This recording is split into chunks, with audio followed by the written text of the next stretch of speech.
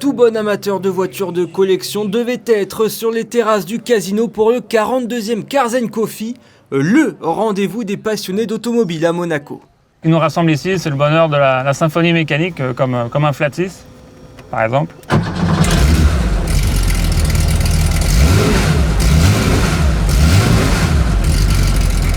Le ton est donné, que l'on aime le style des italiennes ou la mécanique des américaines, peu importe, il y en a pour tous les goûts.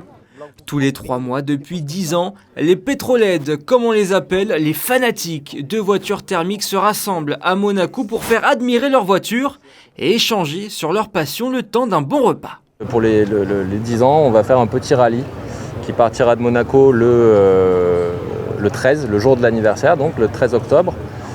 Nous partons dans l'arrière-pays chez un monégasque qui s'appelle Alain Ducasse, à la Bastide de Moustier, qui est son tout premier lieu qu'il avait acheté.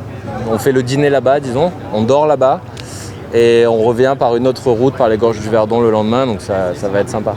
Se promener entre toutes ces voitures uniques, c'est aussi avoir la chance de croiser Marty McFly, de passage dans notre époque et fier de conduire la DeLorean du Doc.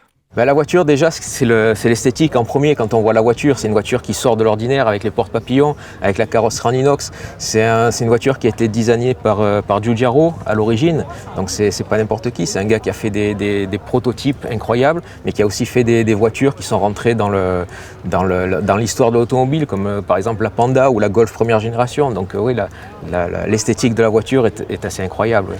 Chaque propriétaire a une histoire singulière avec sa voiture, qu'elle ait été l'objet d'un rêve ou d'un coup de foudre.